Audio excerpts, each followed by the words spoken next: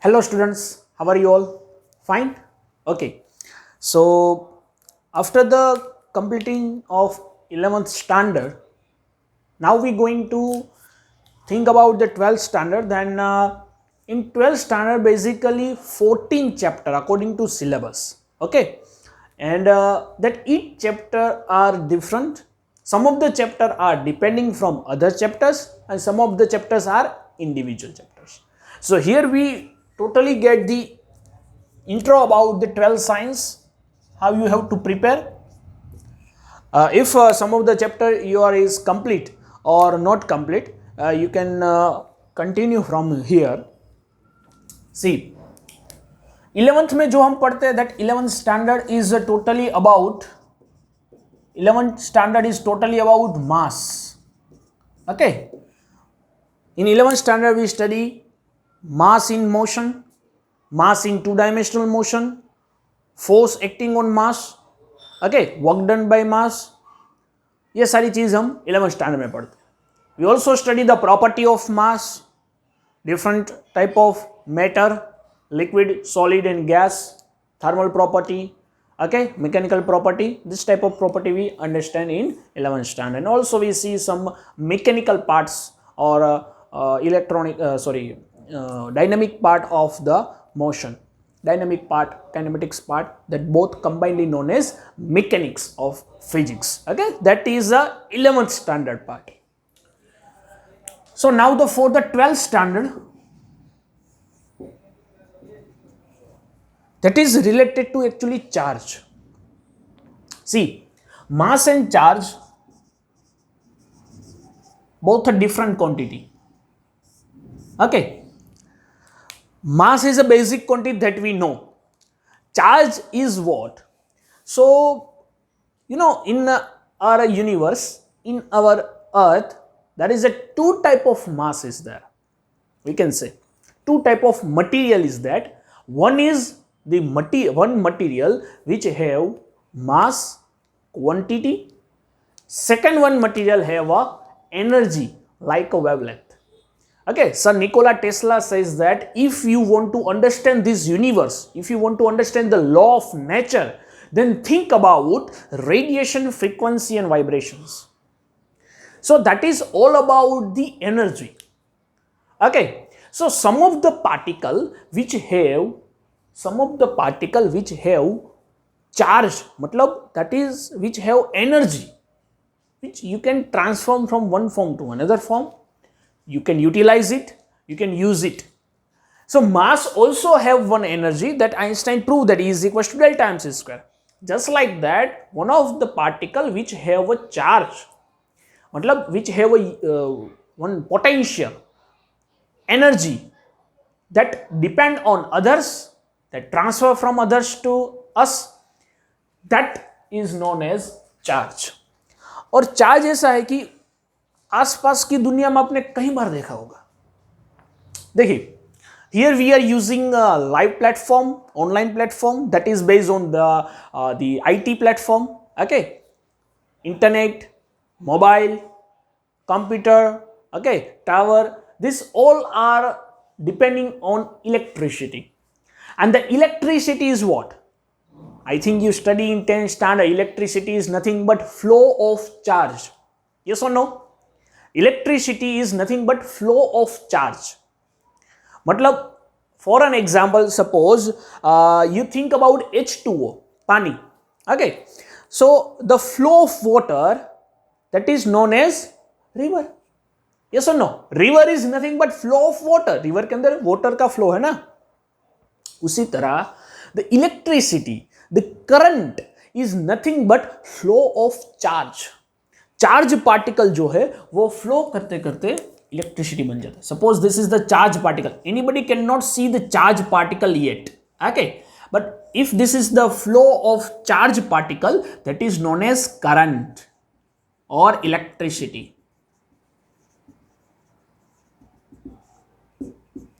Understand? So ऐसा है कि ये चीज से हम चारों तरफ से घिरे हुए हैं. Okay, here now today onwards, electricity is one of the energy which can transfer in many type of energies Like if you want to convert electricity to heat energy, you can. If you want to convert, if you require a light, then you can create light from the light energy from the electricity. You require motion, like driven a motor, then from the electricity you can driven the motor, you can create a motion. Okay. If you want to do some mechanical work, then by the electricity you can do that mechanical work. Today's in industrial area, in every industry, the most of the the machineries, that industrial instruments are working on the supply of electricity. So electricity is now the basic requirement of each human being. Understand? Like in our home, there is a mobile, TV, okay, washing machine, fridge, mixer, oven. These all are items are running on electricity. And nowadays electric stove is also available, so you can cook by electricity. So in some of the years, all the energies are replaced by electricity. That is confirmed. Nowadays, you heard about the news that Tesla created one of the fastest car in this world by using the electric shell. Okay, that working on electricity. So car is working in a previous year or previous era, that is on petrol, diesel, and some of the cases. Okay, so that engine is now replaced by battery. Okay, yes or no? In within 10 to 15 years, most of the cars that converted to the electric car. So that is what electricity is, nothing but flow of charge. So that's why we have to understand. देखिए, जिस दुनिया में हम रहते हैं वो दुनिया का नेचर क्या है वो तो हमें पता चाहिए. Yes or no? If you want to use the mobile gadget, then you have to aware about the system of that mobile. तभी आप उसका अच्छी तरह से यूज कर पाएंगे ना. If you want to drive a car, then you have to understand how car run. What is the requirement of car? Okay, what type of fuel is needed for the car? What is the system in left and right and forward and backward directions? तो वो सारी चीजें हम car के बारे में पता हो तभी हम कार अच्छी तरह से चला सकते हैं. उसी तरह से the law of nature that we understand in physics, and उसी के अंदर ये चार्ज जो है वो बहुत इंपॉर्टेंट हो जाता है, because that create a electricity current, and electricity nowadays is one of the basic necessity to this human being. जो मैंने एग्जाम्पल देके आपको बता दिया. आई बात समझ में? तो वो चीज हम कहां पर पढ़ेंगे? तो इलेक्ट्रिसिटी से रिलेटेड एक हमारा 12th में चैप्टर है पूरा, चैप्टर नंबर 3 इलेक्ट्रिसिटी. लेकिन इलेक्ट्रिसिटी क्या है? That is, suppose we take electricity as a current, then current is what? Current is nothing but flow of charge. That earlier I gave the example, just flow of water, that is known as river. Just like that, flow of charge is known as current. तो पहले हमें यह समझना चाहिए कि ये charge क्या है. What is this charge? How that react? What is the property of that charge? Okay, what is the characteristics of that charge? वो सारी कुछ हमें पता होना चाहिए. Understand? So this all 12 science is depending on charge, ऐसा बोल सकते हैं. एंड उसके अंदर 12th के अंदर पार्ट 1 एंड पार्ट 2 दो बुक आप कहती है.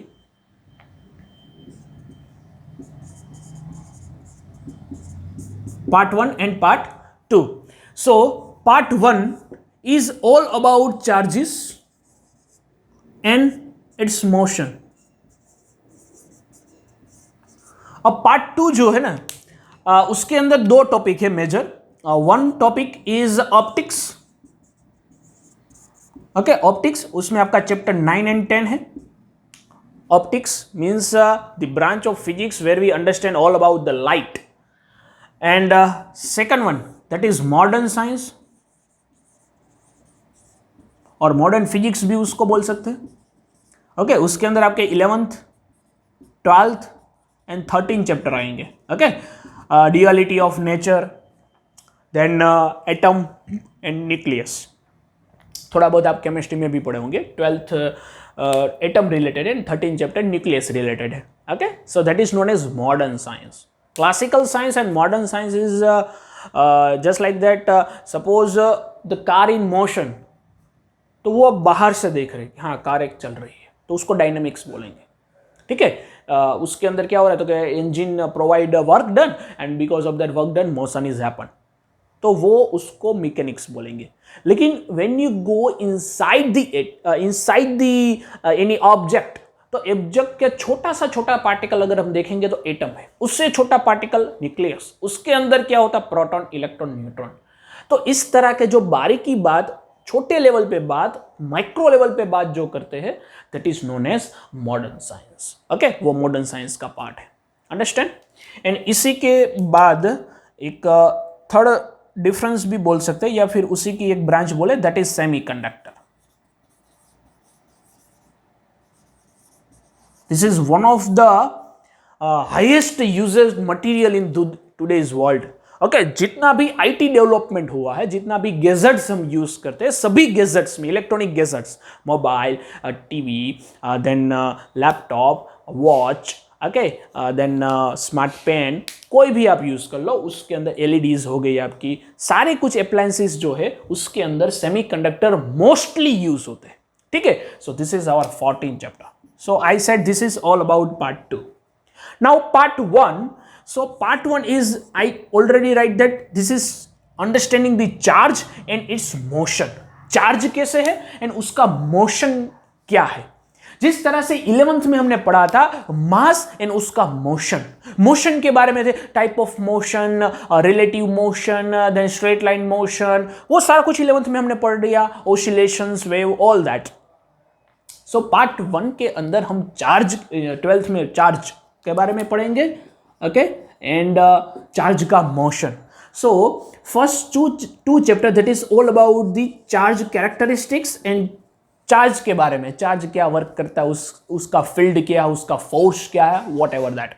जिस तरह से मास का भी फोर्स हमने पढ़ा था in gravitational force, the two masses are attract each other, just like that.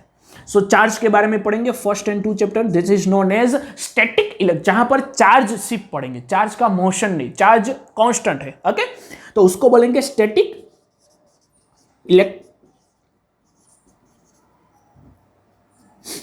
Electricity, या फिर static electronics, the branch of physics, okay, static electronics बोलेंगे, विद्युत शास्त्र, static electronics. So this is the first and second chapter. Then after third chapter, that is all about flow of charge, मतलब electricity, current, तो वो है current आपका chapter, third chapter. Fourth, fifth and sixth, this 3 chapter are related to charge in motion, charge motion में है। तो charge motion में हो तो क्या करेगा, it's create a magnetic field, that create a magnetic field, वो मैग्नेटिक फील्ड क्रिएट करेगा। सी, इलेक्ट्रिक चार्ज और इलेक्ट्रिक सिटी, या फिर हम बोल सकते हैं चार्ज मोशन में है तो उसको इलेक्ट्रिक करंट हो गया, वो एक तरह से मैग्नेटिक इफेक्ट भी क्रिएट करता है, ठीक है। और वो मैग्नेटिक इफेक्ट जो है वो हम ये 4th, 5th, 6th चैप्टर में पढ़ने वाला है। फिर टाइप ऑफ करंट हो जाता है, 2 तरह के करंट हम यूज करते हैं। See, in all the gadgets where the battery is used, suppose mobile में बैटरी यूज होती है, स्मार्ट वॉचेस में बैटरी यूज होगी, लैपटॉप में बैटरी यूज होगी, देन आफ्टर एलईडी लाइट्स है उसमें भी बैटरी यूज हो सकती है, टीवी अप्लायंसेस है उसमें भी बैटरी यूज हो सकती है, डायरेक्ट भी होता है, बैटरी भी होता है। सो कई सारे गैजेट्स जो है वो मोस्टली डीसी पावर पे चलते हैं, डायरेक्ट करंट पे चलते हैं, which can store in battery. But जो हमारे घर पे आता है, जो इलेक्ट्रिसिटी बोर्ड से आपको जो इलेक्ट्रिसिटी मिलती है, that is AC supply, okay, alternating current, वो डिटेल में हम पढ़ेंगे तो आपको पता चलेगा what is AC, what is DC. You know that DC electricity is invent by Edison and Tesla invent AC current. Okay, what is the difference between them? That we understand when the chapter is start. So that is the 7th chapter, that is AC current. Okay, and 8th chapter is a combination of these all chapters. That is nothing but the EMW. EMW. That is what? EMW is what? Electromagnetic wave. Okay, in today's era, this chapter is give you the idea about all about information transfer from one form to another form, one area to another area, one gadget to another gadget. See, you type some messages in suppose mobile in any applications, then in what form that message is transferred from one person to another person mobile. आपके mobile में से दूसरे के phone में transfer होगा वो message, तो air में दिख तो नहीं रहा ना। ऐसा तो नहीं है, पहले के जमाने में ऐसा होता कि you write down some letter and the postman comes to you and that give you a letter, या this is your letter, read it. लेकिन नाउअडेज ईमेल ट्रांसफॉर्मेशन, मैसेज की जरा ट्रांसफर होता है व्हाट्सएप में, फेसबुक में, कई जगह पे। ओके, सो ये मैसेज किस तरह से डिलीवर होता है, how the information transfer from one phone to another phone, okay, one device to another device, किस तरह से ये मैसेज ट्रांसफर होता है, इंफॉर्मेशन किस तरह से ट्रांसफर होती है। So this type of interesting things we understand in this chapter that is known as electromagnetic wave, that information is transferred in a form of electromagnetic wave. Understand? Okay, so this the 12th science is so interesting because 12th science के अंदर जो भी आप पढ़ने वाले हैं ना, हाँ 11th science इंटरेस्टिंग, ऐसा नहीं था इंटरेस्टिंग नहीं है। 12th science इसलिए इंटरेस्टिंग है कि आज के एरा में जो कुछ हम आसपास देख रहे हैं, ओके, एंड जो नया होने वाला है, okay, the new thing is happen in this world that we cover in 12th standard, वो 12th standard में आएगा। so this is all about the part 1 जो हम part 1 में स्टडी करें। part 2 का आपको पता है थोड़ा बहुत, जो 9 and 10 chapter that is all about the optics, मतलब उसमें है रे ऑप्टिक्स, एंड 10 चैप्टर जो है वो वेव ऑप्टिक्स है, मतलब जो फिनोमिनास जो आसपास आपकी होती है, आपको जस्ट लाइक रेनबो हो गया, just like the ray is transfer from earth, sun to earth. एक बात बोलूं, light is a form by that you can not see any object and light is also invisible. Light ऐसी चीज है जिसको किसी ने नहीं देखा और लाइट के बिना कोई नहीं देख सकता, ऐसा है। तो वो इंटरेस्टिंग चैप्टर जो हम पढ़ेंगे, जो फिनोमिनाज होती है लाइट की फिनोमिनाज, जो हमने ऑलरेडी चैप्टर 9 और 10 कंप्लीट भी कर दिया होगा वीडियो के अंदर, या फिर आपको अगर रिमेनिंग है तो वो कंप्लीट हो जाएगा। Modern science 11th chapter duality of nature है। 12th जो है वो that is all about the atom model, atom किस तरह से वर्क करता है, ओके, एटम के अंदर जो प्रोटॉन इलेक्ट्रॉन है उसका फंक्शंस क्या है, वो सारा कुछ। 13 chapter is related to nucleus and more related to the radiation, nuclear energy, radiation, ये सारी जो चीज है वो 13 चैप्टर है। 4th chapter one of the my favourite chapter, 14th chapter semiconductor, all the gadgets and devices use as a semiconductor, उसके सभी के अंदर सेमीकंडक्टर्स होता ही है, because one of the example is solar plate, LED, then after solar cell, then all of the sensors, जितने भी sensors use होते हैं, मोबाइल में यूज होंगे, टीवी में यूज होंगे, या फिर रिमोट कंट्रोल में कहीं पर भी सेंसर्स है, that sensor is working on the principle of semiconductor। आई बात समझे? तो one of the most interesting chapter ये लास्ट वाला होगा, क्योंकि ऐसा होता है ना कि स्टार्टिंग में हम क्या करते हैं, first we if you go at a dinner then first you eat starters, पहले हम स्टार्टर्स खाते हैं। तो ये पार्ट 1 में ये जो चार्जेस के बारे में पढ़ेंगे दैट इज स्टार्टर्स, ओके। फिर मेन कोर्स आता है, तो ये मेन कोर्स होता है। Then after we eat dessert, okay, ice cream वगैरह डेजर्ट ऐड करते हैं। तो इसी तरह से ये लास्ट जो चैप्टर होता है ना, पार्ट 1 में लास्ट चैप्टर 8 चैप्टर वो डेजर्ट की तरह है, मिठाई की तरह, खाने में मजा आएगा। उसी तरह ये लास्ट चैप्टर जो 14 चैप्टर है वो भी एक डेजर्ट की तरह है, तो बहुत इंटरेस्टिंग रहेगा, मजा आएगा, ठीक है। पार्ट 1 एंड पार्ट 2 एक्चुअली दोनों इंडिपेंडेंट है, एक दूसरे के साथ डिपेंडेंट नहीं है, तो पार्ट 1 भी पहले शुरू कर सकते हैं, पार्ट 2 भी पहले शुरू कर सकते हैं, कोई दिक्कत वाली बात नहीं, ठीक है। So this is the all about the idea of 12th science. तो कई बार क्या होता है कि चैप्टर शुरू हो जाते हैं लेकिन 12th साइंस का आइडिया नहीं होता, तो इसलिए मैं थोड़ा आइडिया यहाँ पर दे दिया कि किस तरह से पूरे साल जो है वो चलने वाला है। Understand? So this is the, according to me, most the basic thing about the 12th science, क्योंकि आपको जो पढ़ना है उसके बारे में पता तो ना कहाँ जाना है। अगर आपको सपोज माउंट एवरेस्ट जाना है तो आपको रास्ता पता होना चाहिए कि हाँ यहाँ से इस तरह से जाना है। If you want to go to Himalayas then you know about the path. Okay, path तो पता हो ना कि यहाँ जाएंगे फिर ये करेंगे, अल्टीमेट गोल यहाँ पर ये है। तो हमारा this is the ultimate goal. ठीक है, अब देखिए प्रिपरेशन किस तरह से की जाएगी। सो 12th is not a local examination, it's board examination. तो कोई इसमें आपको टेंशन लेने की बात नहीं है, लेकिन बोर्ड एग्जाम में आपको दो चीज प्रिपेयर करनी पड़ती है। One of the thing is theoretical chapter, तो थियोरी आप पढ़ेंगे,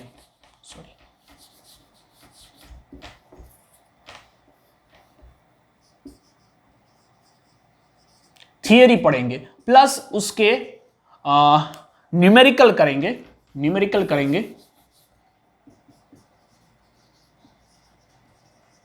एंड प्लस आपको एमसीक्यू सोल्व करने हैं। ये तीन चीज का आपको ध्यान रखना है। ओके, 11th में बोर्ड नहीं था तो थियोरी अगर आपने मेमोरिंग नहीं की है तो चल जाएगा। अगर कंसेप्ट पता है, थियोरी नहीं पता, सिर्फ कंसेप्ट पता है तो 11th में चल जाएगा। लेकिन 12th में आपको थियोरी प्रिपेयर करनी है plus numerical plus MCQ. So which strategy you require to complete this old goal. तो देखिए कोई भी चैप्टर्स होता है वो किस तरह से बनता है, कोई भी ब्रांच फिजिक्स की किस तरह से बनती है, या फिर कोई भी जो फ्लो है वो किस तरह से होता है। सो साइंटिस्ट के पास कई सारी फिनोमिनाज की ऑब्जर्वेशंस रहती है। See physics is what all about the observation of nature का ऑब्जर्वेशन। ठीक है, तो फिजिक्स के अंदर हम क्या करते हैं 12th के अंदर या कहीं पर भी कि जो साइंटिस्ट है उसने क्या हुआ, आसपास में कोई फिनोमिना आई तो वो फिनोमिना को उसने अंडरस्टैंड किया, फिर उसका एक एक्सपेरिमेंट निकला, बेस्ड ऑन दैट एक्सपेरिमेंट उसने कुछ कंक्लूजन दिया। That conclusion is sometimes converted in a law of physics. Okay, तो फिजिक्स का लॉ हो जाएगा। So that comes in theoretical part, law हो गया। लॉ के रिस्पेक्ट में कुछ उसका इक्वेशन बनेगा टू द प्रैक्टिकल एस्पेक्ट, उसका प्रैक्टिकली इस्तेमाल करने के लिए उसका एक इक्वेशन बनता है। ठीक है, तो वो इक्वेशन का इस्तेमाल करके हम क्या सोल्व करेंगे, न्यूमेरिकल, एंड फिर based on the theoretical part and numerical part MCQ you have to done. Understand? For an example आप ग्रेविटेशन पढ़ चुके, so in a gravitational law observation of Einstein is what, fold of apple का fold हुआ। Okay, apple ऊपर से नीचे गिरा तो वो ऑब्जर्वेशन था, वहां से उसको पता चला कि some of the energy which attract the object, तो वो हो गया law, that two masses attract together, तो वो थियोरेटिकल पार्ट हो गया। उसका लो का रिजल्ट निकल के आया one of the formula equation, that is F is equal to G m1m2 by r square, mass का मल्टीप्लीकेशन अपॉन डिस्टेंस का स्क्वायर। ठीक है, तो वो उसका इस्तेमाल किया न्यूमेरिकल में, फिर दोनों का कंसेप्ट यूज करेंगे एमसीक्यू में। तो तीनों की प्रिपरेशन कैसे करें, so whatever theory is going in class that you have to first read, then after write, then after recall, तीन चीज करनी पड़ेगी। तो ऐसा आप कर सकते हैं कि आज पता है कि आज आपका फर्स्ट टॉपिक कंप्लीट हुआ, तो सेकंड डे सेकंड टॉपिक होने वाला है, एटलीस्ट 1 और 2 पेज होगा एक टॉपिक के अंदर। सो ये 2 पेज ना आप पहले से पढ़ के जाओ बिफोर द क्लास। कल जो पढ़ने वाले हैं वो सिर्फ पढ़ो, समझने की दिक्कत मत लो। ओके, समझ में आ रहा नहीं आ रहा छोड़ दो। कल जो चलने वाला है ना वो आज सिर्फ पढ़ो, सिर्फ। ओके, सिर्फ ऐसे ही पढ़ दो जैसे आप न्यूज़पेपर पढ़ते हो, सपोज उस तरह से पढ़ दो, कोई टेंशन लेने की बात नहीं। फिर जब क्लास में वही चीज चलेगी तो आपका जो सबकॉन्शियस माइंड है ना वो आपको कमांड देगा, हाँ ये कुछ पढ़ा, ये कुछ पढ़ा, ऐसा कुछ देखा, ऐसा कुछ देखा, ऐसा आएगा। That will help you to more understand in class. ठीक है, ये चीज करेंगे। देन आफ्टर द क्लास क्या करेंगे, after the class whatever we study theory or principle or numerical, that you have to write down in your fair book. Okay, अच्छी तरह से लिख लो, लिख लिया, फिर वही चीज आप वापिस रफ बुक में लिखेंगे, बट बिना देखे। पहली बार देख के समझ के सारा कुछ लिख लिया, फिर रिकॉल करने की प्रोसेस आएगी। तो रिकॉल करने के लिए बुक साइड में रख दो, रेफरेंस बुक साइड में रख दो और जस्ट क्वेश्चन लिख के उसका आंसर प्रिपेयर करने की ट्राई करो, जितना भी याद आए लिख डालो, फिर कंपेयर करो कि क्या छूट गया। ठीक है, उसको पढ़ लो, हो गया क्वेश्चन कंप्लीट। तो थियरिकल पार्ट इस तरह से हम कंप्लीट करेंगे। न्यूमेरिकल पार्ट में क्या होगा, न्यूमेरिकल क्लास में जो हम करते हैं न्यूमेरिकल, वो न्यूमेरिकल आपने एक बार तो कर लिया, फिर उसके जैसा एक न्यूमेरिकल ट्राई करना पड़ेगा। That will I give in homework, otherwise आप खुद से भी बना सकते हैं, just change the data and try on और योन। तो वो उसका न्यूमेरिकल पार्ट हो गया। फिर MCQ, that is conceptual MCQ, उसमें कंसेप्ट भी आ सकता है एंड उसमें न्यूमेरिकल भी आ सकता है। तो एक दो थियरी कंप्लीट होने के बाद आप न्यूमेरिकल एमसीक्यू पे जाएंगे, क्योंकि एमसीक्यू क्या रहता है कि एमसीक्यू में सपोज एक थियरी नहीं, दो तीन थियरी मिक्स करके भी एमसीक्यू आ सकता है। तो डायरेक्टली अगर आप एमसीक्यू पे गए तो हो सकता है कि आपको समझ में ना आए। Okay, so after the complete in the chapter, या फिर 3-4 टॉपिक कंप्लीट होने के बाद आप वो एमसीक्यू सोल्व कर सकते हैं। ठीक है, so this is the strategy of 12th science for the board examination, even for the MCQ purpose examination. ठीक है, गुजकेट हो गया या फिर आपका नीट वगैरह हो गया, उसके लिए आप प्रिपेयर कर सकते हैं। ठीक है, थियरी प्रिपेयर करना इसलिए जरूरी है कि some of the theoretical question is also asked in MCQ, so इसलिए थियरी भी प्रिपेयर करनी पड़ेगी और बोर्ड के लिए तो करनी ही है। आई बात समझ में? और रिमेंबर करने का दो चीज होती है। रिमेंबर करने का एक फॉर्मूला है, क्रिक है। ओके, 24 आवर्स में 24 hours, with in 24 hours 2 bar revision होना चाहिए, 2 टाइम्स रिवीजन। ठीक है, इन 1 वीक मतलब 7 डेज में 1 बार रिवीजन होना चाहिए, and after the 15 to 20 days okay 1 बार और रिवीजन होना चाहिए, या फिर 1 मंथ में करेंगे तो भी चलेगा, 1 मंथ में करेंगे तो भी चलेगा, 15 to 30 डेज, 15, 20, 30 किसी में भी। लेकिन ये बहुत इंपॉर्टेंट है, 24 आवर्स में 2 टाइम्स रिवीजन अगर नहीं किया तो 80% ब्रेन में से रिमूव हो जाएगा, 70% रिमूव हो जाएगा। ठीक है, so whatever you study today that you have to recall today only. आज जो पढ़ रहे हो आज ही रिवीजन कर दो, उसका खत्म हो जाना चाहिए आज।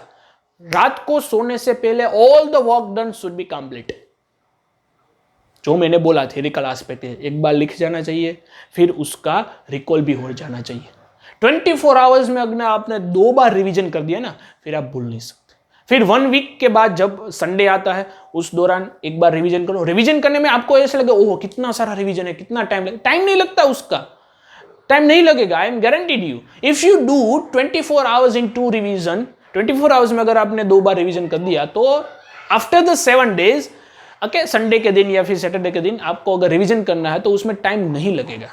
Okay, you just recall the things, okay okay ये पता ये पता ये पता, ऐसे टर्न करते जाओगे, सब कुछ याद होगा। जब 15 या 20 डेज के बाद 30 डेज के जब आपकी टेस्ट आती है उस दौरान आप रिवीजन कर सकते हैं। ठीक है, so this are the strategy for the board theoretical, numerical and MCQ purpose solving. So this is the all about the idea of 12th, and this is the all about the idea of preparation.